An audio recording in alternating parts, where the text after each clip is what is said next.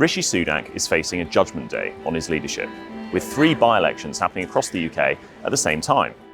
But one of them is more symbolic than others, and we've come here to Uxbridge and South Ruislip. You might know it, if you haven't been here before, as the site of its most famous MP, Boris Johnson. And on the 20th of July, voters here will decide how to replace him. Girl power! Get Brexit done. Personal responsibility. Can you give us your thoughts on Boris Johnson quickly? Not good. Good riddance. He had some personality about him. I have to be careful what I say. Scarcely makes any difference to the environment at all, scam. There's lots of misinformation out there. Everybody shouts, ULEZ, ULEZ, ULEZ. You're going to suffer.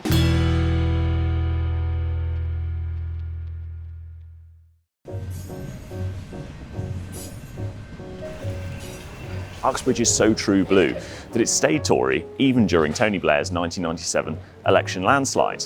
But with Partygate, Boris Johnson's resignation, and Labour sky high in the polls, can Rishi Sunak hold on to it? Well, we've come here to speak to candidates and to their voters to find out what local issues might decide this by-election and what it might tell us about the national political picture.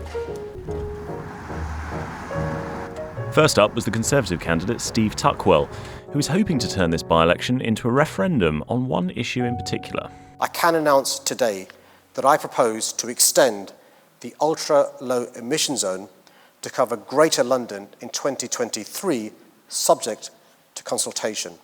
I've never come across such a single issue which is just fueling so much anger, frustration and fear. You know, people are fearful about the impact and what it's going to have on them, and they're fearful about their livelihoods, they're fearful about their household incomes. It will be devastating to industry, and it will be devastating to families to the tune of £4,500 a year. The thing about ULEZ though is if you were the Conservative MP for this area, there's not really anything you can do about it, is there? It's up to the Mayor of London. Well, no, there is a lot that can be done about it, and I think it's the voice of the people in this election is the one single thing about sending that message to Sadiq Khan and his candidate from Camden and City Hall. If a Labour candidate is voted in here, then that's a vote for ULEZ. Sadiq Khan and his obsession with putting ULEZ into outer London is like declaring war on motorists. This particular community and constituency has great transport links in and out of London, but you try getting around this constituency, you can't do it. You're reliant on cars. Uxbridge and South Ruislip is the Western Front in this battle. We're at the vanguard of making sure that ULEZ is not introduced, is not going to improve air quality. This borough is the greenest borough in London.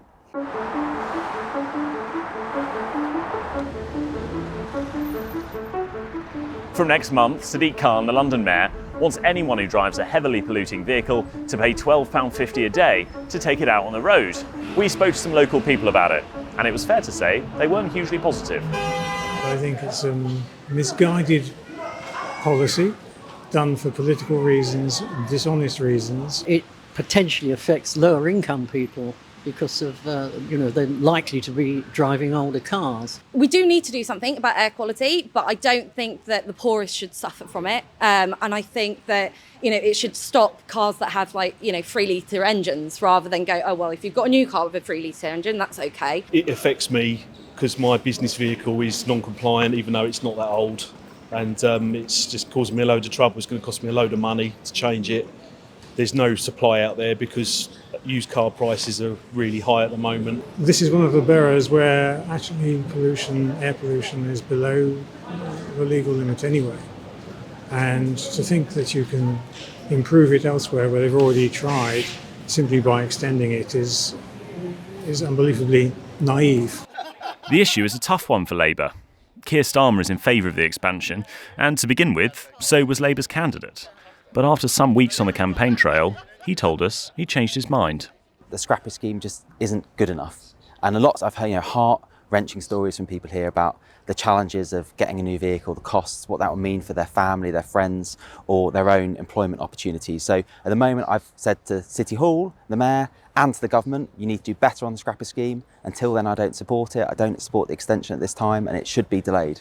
But if you forgive me, you previously weren't saying that the ULEZ expansion should be delayed, and now you are saying that. So you have changed your position on when it should happen. You previously supported it. I think it's an evolution of my position. I wasn't coming out at any time saying, I support it, it has to happen. I'm saying it's really difficult. I get it's difficult. The thing about this position being supportive of a delay is it puts you in conflict with Keir Starmer, who supported the existing timetable for the ULEZ expansion to come in next month. What would you say to him?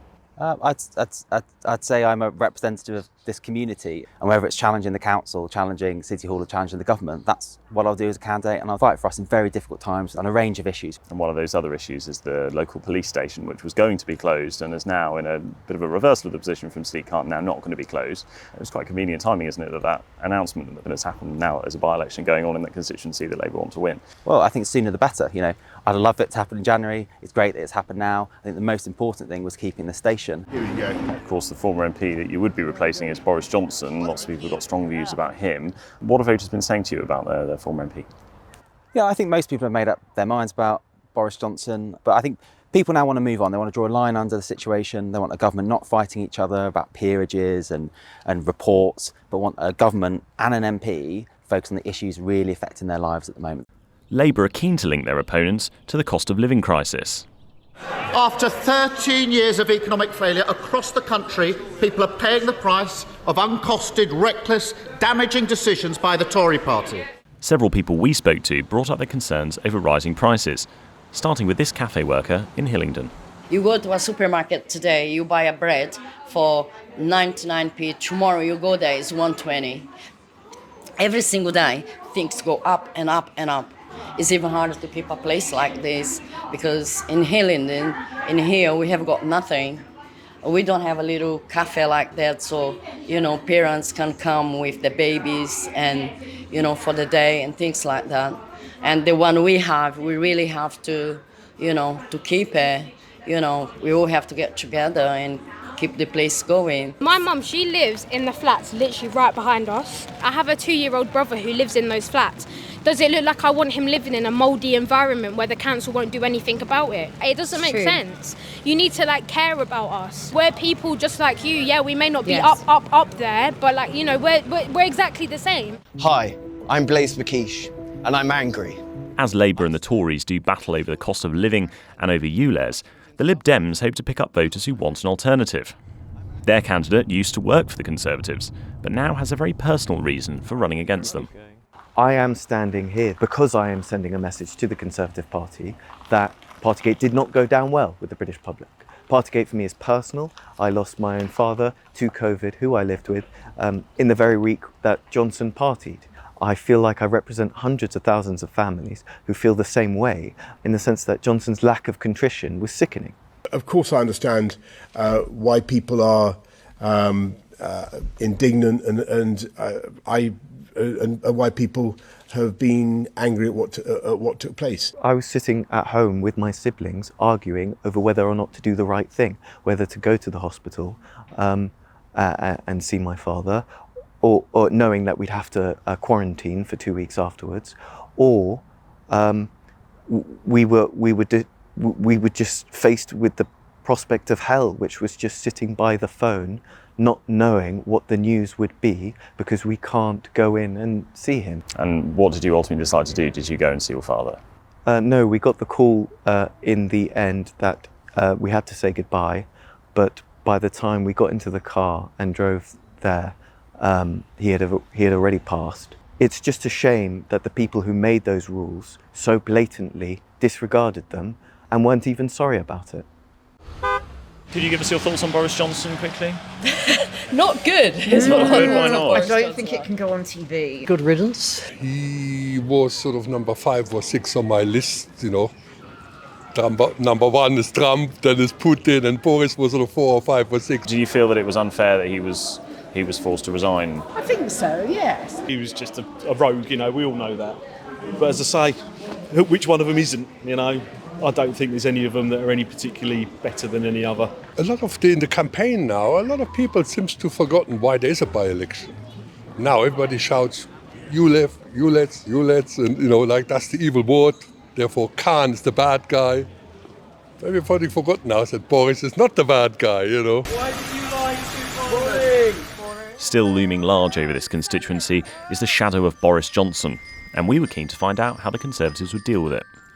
I'm here to say to you, hand on heart, that I did not lie to the House.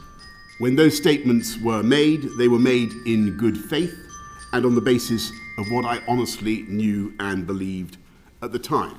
The other thing that people know about this constituency is that it was represented for a long time by a man called Boris Johnson, who's just stood down. What are voters saying to you about him? Nothing. The former MP for this constituency, as we know, was very high profile. I was being asked by press a lot if I've spoken to him, which I haven't. He was instrumental in obtaining the funding for Hillingdon Hospital, so credit where that's due. We also shared constituents as a serving councillor in South Ruislip. We shared constituents, myself at council level and the former MP at Westminster level. When you talk about him, you say the former MP for this area, you don't use his name. Is there a reason for that? Is saying Boris Johnson's name damaging to the Conservative brand in this? No, I don't think. I think people, again, have moved on. I was taken aback that Steve Tuckwell was avoiding even saying Boris Johnson's name. It was a sign that the man who once won the Tories a landslide was now seen as a vote loser. I headed back to Westminster to get an expert view on how all the party's tactics might play out. Although these 3 seats are isolated and by-elections do produce some weird and wacky results sometimes, I think, again, it is going to be a real sort of indication of how the public in general are receiving this government and Rishi Sunak as well as a Prime Minister. He will have had almost a year by this point to sort of make his pitch to the public, but I don't think he's done enough at the minute to convince voters that he presents anything different. And ultimately voters are telling us, nationally at least, that they're fed up with the Conservatives. There is a Conservative fatigue, I think, at the minute, and Rishi Sunak tried to present an antidote to that. It isn't really coming through, and therefore he could end up with quite a kicking. This government will have integrity, professionalism and accountability at every level. We know that Labour's doing well in the polls compared to the Conservatives. I mean, in your research, do you pick up a great enthusiasm for Keir Starmer and Labour, or is it more just disgruntlement with the Conservatives? I mean, it's absolutely the latter. I think we don't get a great deal of enthusiasm for the Labour Party at the minute. This isn't a 97 Tony Blair type figure. They're definitely more willing to give him a chance than they are another Conservative Prime Minister, which tend to present more of the same.